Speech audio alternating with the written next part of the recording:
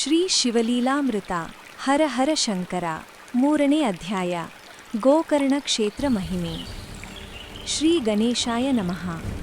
ಜಯ ಜಯ ಶಿವಮಂಗಳಧಾಮ, ನಿಜ ಜನ ಹೃದಯ ಆರಾಮ, ನಾಮ ಅನಾಮಾತೀತ ಬ್ರಹ್ಮಾನಂದ, ಫಾಲಲೋಚನ ಭವಭಂಜನ, ತ್ರಿಪುರಾಂತಕ ಗಿರೀಶ ಗಂಗಾಧರ ನಿನಗೆ ನಮನವು. ಸೂತರು ಶೌನಕಾದಿ ಮುನಿಗಳನ್ನು ಕುರಿತು ಹೇಳಹತ್ತಿದರು. ಇಕ್ಷ್ವಾಕು ವಂಶದಲ್ಲಿ ಮಿತ್ರಸಹನೆಂಬ ರಾಜನು ಪ್ರತಾಪಶಾಲಿಯಾಗಿ ರಾಜ್ಯವಾಳುತ್ತಿದ್ದನು. ಅವನು ಒಂದು ದಿನ ತನ್ನ ಸೈನ್ಯ ಸಹಿತವಾಗಿ ಮೃಗಯಾ ವಿಹಾರಕ್ಕೆ ಅರಣ್ಯಕ್ಕೆ ಹೋದನು. ಅಲ್ಲಿ ಮಹಾಭಯಾನಕ ಒಬ್ಬ ರಾಕ್ಷಸನು ಕಣ್ಣಿಗೆ ಬಿದ್ದನು. ಕೂಡಲೇ ರಾಜನು ಅವನ ಮೇಲೆ ಬಾಣಗಳ ಮಳೆಯನ್ನು ಸುರಿಸಿ ಆತನನ್ನು ನೆಲಕ್ಕುರುಳಿಸಿದನು. ಅವನ ತಮ್ಮನು ಅಣ್ಣನಿಗಾಗಿ ದುಃಖಿಸಹತ್ತಿದನು. ಮರಣೋನ್ಮುಖನಾದ ರಾಕ್ಷಸನು ಆತನನ್ನು ಕುರಿತು, ನೀನು ನಿಜವಾಗಿ ನನ್ನ ಸಹೋದರನಾಗಿದ್ದರೆ ಇದರ ಸೇಡನ್ನು ತೀರಿಸು ಎಂದು ಹೇಳಿ ಪ್ರಾಣಬಿಟ್ಟನು. ಅಸುರನು ಮಾನವ ವೇಷಧಾರಣೆ ಮಾಡಿಕೊಂಡು ರಾಜಧಾನಿಗೆ ಬಂದನು. ಮಿತ್ರಸಹನಿಗೆ ಭೇಟಿಯಾದನು. ರಾಜ, ನಾನೊರ್ವ ಅಡುಗೆಯವ, ಸೂಪಶಾಸ್ತ್ರದಲ್ಲಿ ನಿಪುಣನಿರುವೆನು. ಅನ್ನ ಸಾರುಗಳನ್ನು ಸುವಾಸಯುಕ್ತವಾಗಿ ರುಚಿಕಟ್ಟಾಗಿ ಮಾಡುವೆನು.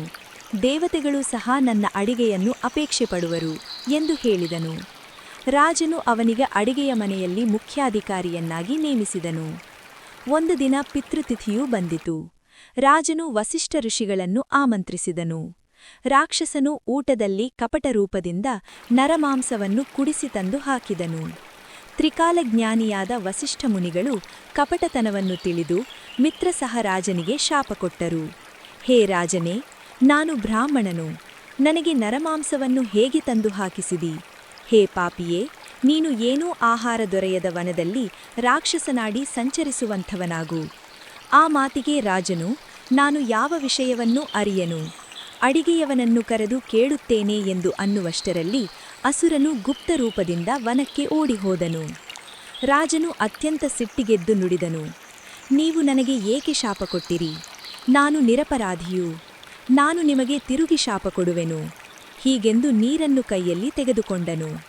ಆ ವೇಳೆಗೆ ರಾಜನ ಪಟ್ಟರಾಣಿ ದಮಯಂತಿಯು ಮುಂದೆ ಬಂದು ರಾಜನನ್ನು ತಡೆದು, ಪ್ರಭುಗಳೇ, ಶಿಷ್ಯರು ಗುರುಗಳನ್ನು ಶಪಿಸಲು ಅಧಿಕಾರವಿಲ್ಲ.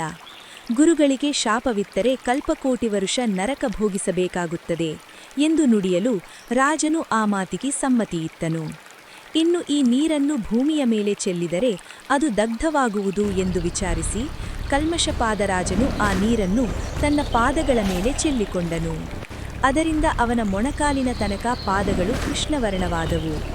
ಅದರಿಂದ ಅವನಿಗೆ ಕಲ್ಮಷಪಾದ ಎಂಬ ಹೆಸರು ಉಂಟಾಯಿತು. ವಸಿಷ್ಠ ಋಷಿಗಳು ಸಕಲ ವೃತ್ತಾಂತವನ್ನು ತಿಳಿದುಕೊಂಡು ರಾಜನಿಗೆ ನೀನು 12 ವರ್ಷಗಳಿಗೆ ಮುಕ್ತನಾಗುವಿ ಎಂದು ಉಶ್ಶಾಪ ಕೊಟ್ಟು ತಮ್ಮ ಸ್ಥಾನಕ್ಕೆ ಹೊರಟು ಹೋದರು. ನಂತರ ಕಲ್ಮಷಪಾದನು ರಾಕ್ಷಸನಾಗಿ ಅರಣ್ಯ ಸಂಚರಿಸಹತ್ತಿದನು. ಆತನು ಕ್ಷುಧಾಕ್ರಾಂತನಾಗಿ ಸದಾ ಭಯಾನಕನಾಗಿ ಪ್ರಾಣಿಗಳನ್ನು ಭಕ್ಷಿಸುತ್ತಿದ್ದನು.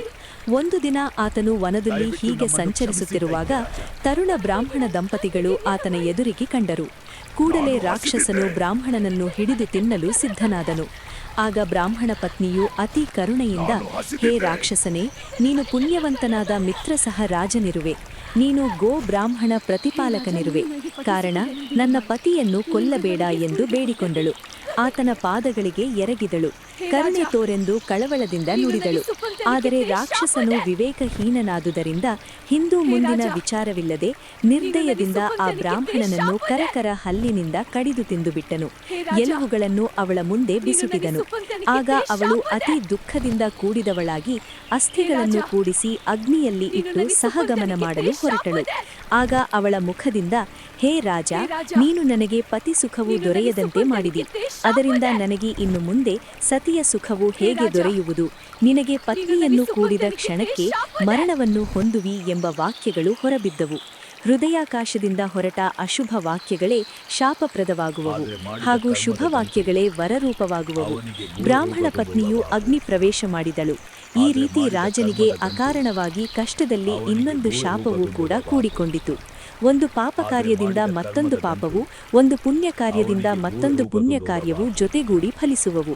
ಪಾಪಕರ್ಮ ಸಂಗ್ರಹವಾಯಿತೆಂದರೆ ಅಧೋಗತಿಗೂ, ಪುಣ್ಯಕರ್ಮ ಸಂಗ್ರಹವಾಯಿತೆಂದರೆ ಉತ್ತಮ ಲೋಕಕ್ಕೂ ಹೋಗುವುದಕ್ಕೆ ಜೀವನಿಗೆ ಸಹಾಯಕವಾಗುತ್ತವೆ. ರಾಜನು 12 ವರುಷ ರಾಕ್ಷಸ ಜನ್ಮವನ್ನು ನೀಗಿ ಪುನಃ ರಾಜನಾಗಿ ರಾಜ್ಯಕ್ಕೆ ಬಂದನು. ಆದರೆ ಮಾಡಿದ ಕರ್ಮದ ಗಂಟು ಸತ್ಕರ್ಮವೇ ಇರಲಿ ಅಥವಾ ದುಷ್ಕರ್ಮವೇ ಇರಲಿ, ಅದು ಬೆನ್ನ ಹಿಂದಿನಿಂದಲೇ ಅಲೆಯುತ್ತದೆ. ಬೆನ್ನ ಹಿಂದೆ ಇರುವುದರಿಂದ ಅವನಿಗೆ ಕಾಣುವುದಿಲ್ಲ, ಆದರೆ ಅದು ಅವನಿಗೆ ಮುಂದೆ ಹೋಗಗೊಡದೆ ಕಾಲುದೊಡಕಾಗುತ್ತದೆ. ರಾಜನು ಸ್ತ್ರೀ ಸೌಖ್ಯವನ್ನು ಪಡೆಯದಂತಾದನು. ಅವನ ಮುಂದೆ ಘೋರ ರೂಪದಿಂದ ಪಾಪವು ಅಕ್ಕಾಳ ವಿಕ್ಕಾಳವಾಗಿ ತೋರಹತ್ತಿತು. ಅದರಿಂದ ರಾಜಸುಖವನ್ನು ಅವನು ಅನುಭವಿಸದಂತಾಯಿತು. ವಂಶಖಂಡನವಾಯಿತು. ಸ್ತ್ರೀ ಸಂಪರ್ಕವಿಲ್ಲದಿದ್ದರಿಂದ ಮನಸ್ಸು ಉದ್ವಿಗ್ನವಾಯಿತು, ಉದಾಸೀನವಾಯಿತು. ದೀನವದನನಾಗಿ ಪಾಪಕ್ಷಾಲನಾರ್ಥವಾಗಿ ತೀರ್ಥಯಾತ್ರೆಗೆ ಹೊರಟನು. ಜೊತೆಗೆ ಸ್ವರೂಪ ಸುಂದರಿಯಾದ ಪತ್ನಿಯಿದ್ದರೂ ಬ್ರಹ್ಮಚರ್ಯದಿಂದ ಇದ್ದು ಕಾಮವನ್ನು ಜಯಿಸಿ ಜೀವನ ನಡೆಸಬೇಕಾಗಿ ಬಂದಿತು. ಆತನು ತನ್ನ ಪತ್ನಿಗೆ, ಪ್ರಿಯೆ, ನನ್ನ ಕರ್ಮಗತಿ ಗಹನವಾಗಿರುತ್ತದೆ. ಪ್ರಾಕ್ತನವೂ ವಿಚಿತ್ರವೂ ದಾರುಣವೂ ಆಗಿದೆ. ದೇವರ ಮೇಲೆ ದೋಷ ಹೊರಿಸುವುದು ಅಸಮಂಜಸವು. ನಾನು ನಿನ್ನ ಸ್ಪರ್ಶ ಮಾಡುವುದರಿಂದ ನನಗೆ ಮರಣವು, ನಿನಗೆ ವೈಧವ್ಯವೂ ಪ್ರಾಪ್ತವಾಗುವವು. ನಾವು ಈವರೆಗೆ ಅನೇಕ ಪುಣ್ಯಕ್ಷೇತ್ರಗಳನ್ನು ಸಂದರ್ಶಿಸಿದೆವು. ಆದರೂ ನಾನು ಮಾಡಿದ ಪಾಪವು ಘೋರ ರೂಪವಾಗಿ ನನ್ನ ಬೆನ್ನು ಬಿಡದೆ ಹಿಂಬಾಲಿಸಿ ಬರುತ್ತದೆ. ಈ ಜನ್ಮ ನೀಗಿದರೂ ಅದರಿಂದ ನಾನು ಮುಕ್ತನಾಗುವ ಲಕ್ಷಣವೇನೂ ಕಾಣಲೊಲ್ಲೆನು. ಇನ್ನು ಈ ರಾಜ್ಯ, ಐಶ್ವರ್ಯ, ಸಂಪತ್ತು, ಇದರ ಸೌಖ್ಯ ಯಾರಿಗಾಗತಕ್ಕದಿದೆಯೋ ನನಗಂತೂ ತಿಳಿಯದು ಎಂದು ನುಡಿದನು. ಹೀಗೆ ಅವರು ದುಃಖಿಸುತ್ತಾ ಮುಂದೆ ಸಾಗಿರೆಯೂ ಮಿಥಿಲಾ ನಗರ ಸಮೀಪಕ್ಕೆ ಬಂದರು. ಅಲ್ಲಿ ತುಸು ವಿಶ್ರಮಿಸಿದರು. ಆ ವೇಳೆಗೆ ಸರಿಯಾಗಿ ಗೌತಮ ಮುನಿಗಳು ಅಲ್ಲಿಗೆ ಬಂದರು. ಆಗ ರಾಜನು ಕೂಡಲೇ ಎದ್ದು ಲಗುಬಗೆಯಿಂದ ಅವರಿಗೆ ದಂಡವತ ನಮಸ್ಕಾರ ಮಾಡಿದನು. ಕೈ ಮುಗಿದುಕೊಂಡು ಅವರ ಮುಂದೆ ನಿಂತನು. ಮುನಿಗಳು ರಾಜನ ಈ ಅವಸ್ಥೆಯನ್ನು ಕಂಡು ಮನ ಕರಗಿದವರಾಗಿ ಅವನ ಕ್ಷೇಮ ಸಮಾಚಾರವನ್ನು ಕೇಳಿದರು. ರಾಜನು ತನ್ನ ಸಕಲ ವೃತ್ತಾಂತವನ್ನು ವಿವರಿಸಿದನು. ಬ್ರಹ್ಮಹತ್ಯಾ ದೋಷವು ಇಷ್ಟು ತೀರ್ಥಯಾತ್ರೆ ಮಾಡಿದರೂ ಇನ್ನೂ ತೊಲಗಲೊಲ್ಲದು ಎಂದು ನಿವೇದಿಸಿದನು. ಆಗ ಗೌತಮ ಮುನಿಗಳು ಆತನನ್ನು ಕೂಡಿಸಿಕೊಂಡು ಆತನಿಗೆ ಅಭಯ ನೀಡಿ ಹೇಳಲುಪಕ್ರಮಿಸಿದರು. ಸಕಲ ಕ್ಷೇತ್ರಗಳಲ್ಲಿ ಗೋಕರ್ಣ ಕ್ಷೇತ್ರವು ಭೂಕೈಲಾಸವೆನಿಸಿದೆ. ಅಲ್ಲಿಯ ಮಹಿಮೆಯನ್ನು ವರ್ಣಿಸುವುದು ಅಸಾಧ್ಯವಾಗಿದೆ. ಅಲ್ಲಿ ಕೈಲಾಸನಾಥನು ಓಂಕಾರ ರೂಪದಲ್ಲಿ ಭವಾನಿ ಸಹಿತ ನೆಲೆಸಿರುವನು. ಸುರ, ಅಸುರ, ಯಕ್ಷ, ಕಿನ್ನರರು ಅಲ್ಲಿ ತಪವನ್ನು ಗೈಯುತ್ತಿರುತ್ತಾರೆ. ಇಂದ್ರ, ಸನಕಾದಿಕ ಬ್ರಹ್ಮಪುತ್ರರು ಸದಾ ಅಲ್ಲಿ ವಾಸಿಸುತ್ತಿರುತ್ತಾರೆ.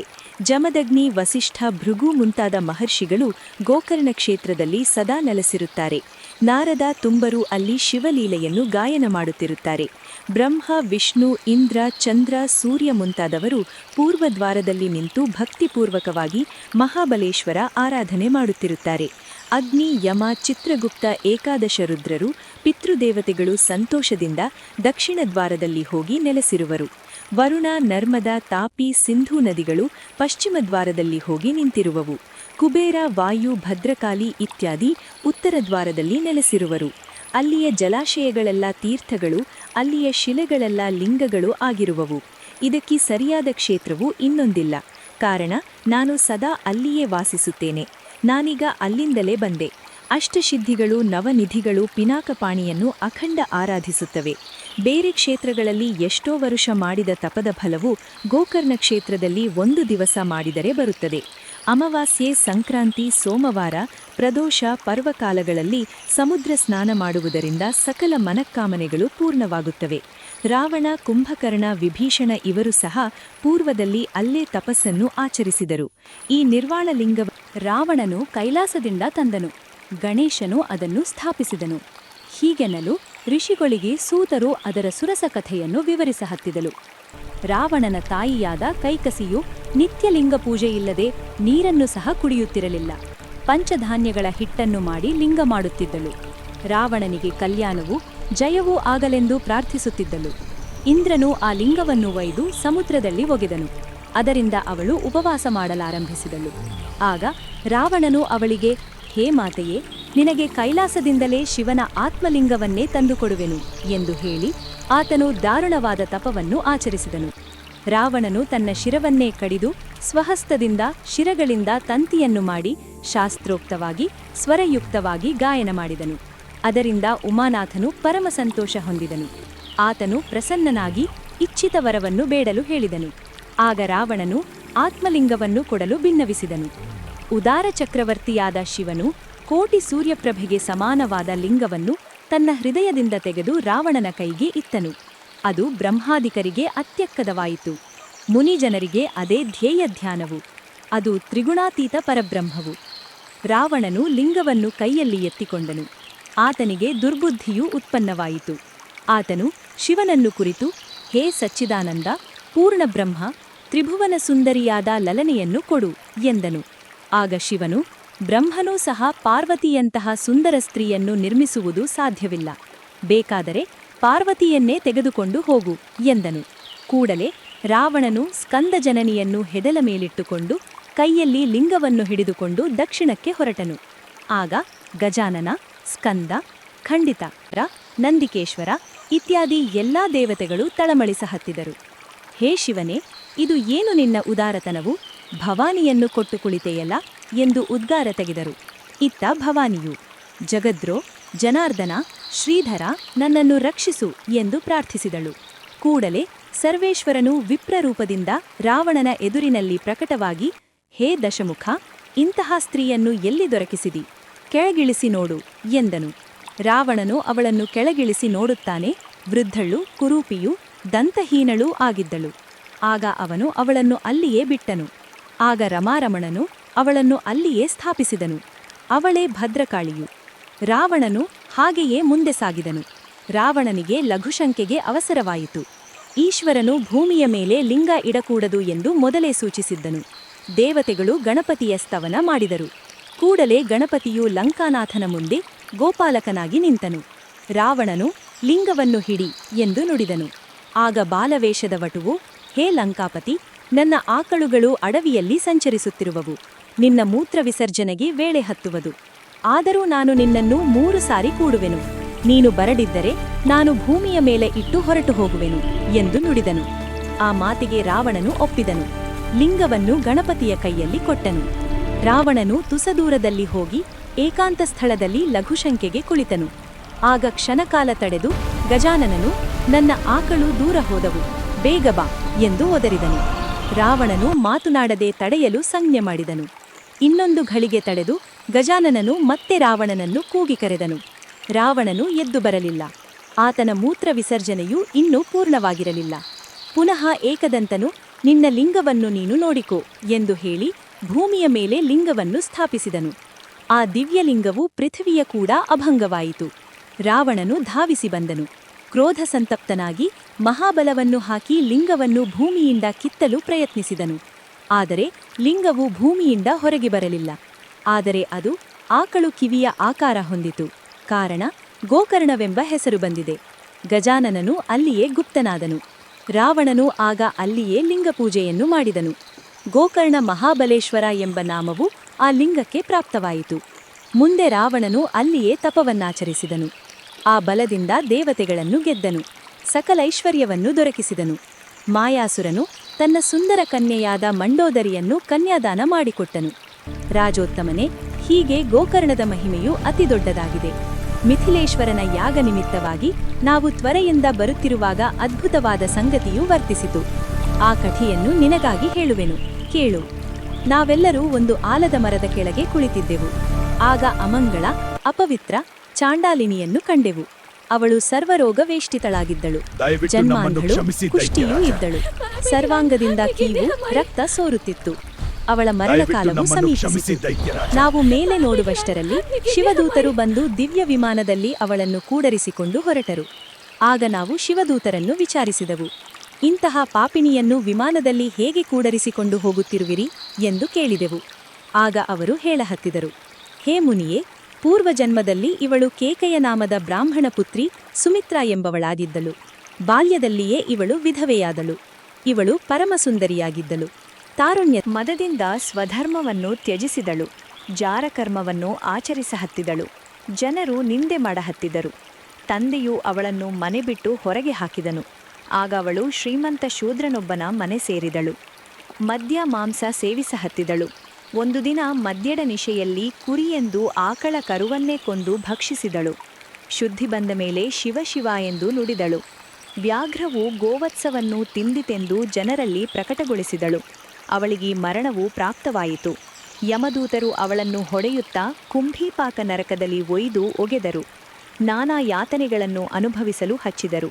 ಮುಂದೆ ಚಾಂಡಾಲ ಯೋನಿಯಲ್ಲಿ ಹುಟ್ಟಿ ಕುರುಡಳಾಗಿ ಜನ್ಮ ತಾಳಿದಳು. ನಾಯಿಯ ಎಂಜಲವನ್ನು ತಿನ್ನುತ್ತಾ ಹೊರಳಾಡುತ್ತಿದ್ದಳು. ತಂದೆ ತಾಯಿಗಳು ಮರಣ ಹೊಂದಲು ಬಂಧುಗಳು ಮನೆಯಿಂದ ಇವಳನ್ನು ಹೊರಗೆ ಹಾಕಿದರು. ಇವಳು ಕೈಯಲ್ಲಿ ಕೋಲು ಹಿಡಿದುಕೊಂಡು ಊರೂರು ತಿರುಗುತ್ತಾ ನಡೆದಳು. ಶಿವರಾತ್ರಿ ಪರ್ವಕಾಲವಿದ್ದುದರಿಂದ ಜನರು ತಂಡವಾಗಿ ಗೋಕರ್ಣಕ್ಕೆ ಹೊರಟಿದ್ದರು. ಅವರ ಜೊತೆಗೆ ಈ ದುರಾಚಾರಿ ಚಾಂಡಾಲಿಯೂ ಹೊರಟಳು. ಗೋಕರ್ಣಕ್ಕೆ ಬಂದು ತಲುಪಿದಳು.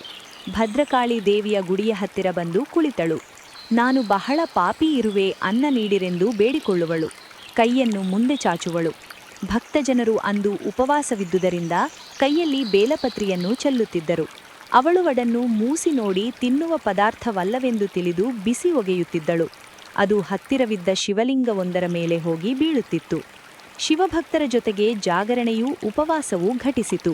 ಹಿಂದಿನ ಜನ್ಮದಲ್ಲಿ ಶಿವಶಿವ ಎಂದು ಉಚ್ಚರಿಸಿದ ಪುಣ್ಯದಿಂದ ಶಿವನಾಮ ಗರ್ಜನೆಯೂ ಕಿವಿಗೆ ಬಿದ್ದಿತ್ತು. ಇಷ್ಟು ಪುಣ್ಯದ ಮೂಲಕ ಅವಳ ಪಾಪವೆಲ್ಲ ನಶಿಸಿ ಹೋಯಿತು. ಅವಳಿಗೆ ದಿವ್ಯ ದೇಹ ಪ್ರಾಪ್ತವಾಯಿತು. ಹೀಗೆ ಗೌತಮರು ರಾಜನಿಗೆ ಹೇಳಿದರು.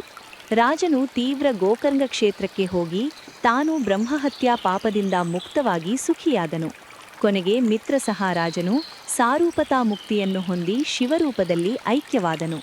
ಸ್ಕಂದ ಪುರಾಣೋತ್ತರ ಬ್ರಹ್ಮೋತ್ತರ ಖಂಡಾಂತರ್ಗತ ಇತಿ ಶ್ರೀಶಿವಲೀಲಾಮೃತ ಗೋಕರ್ಣ ಕ್ಷೇತ್ರ ಮಹಿಮಾ ವರ್ಣನಂ ನಾಮ ತೃತೀಯೋಧ್ಯಾಯಃ. ಶ್ರೀ ಸಾಂಬ ಸದಾಶಿವಾರ್ಪಣಮಸ್ತು.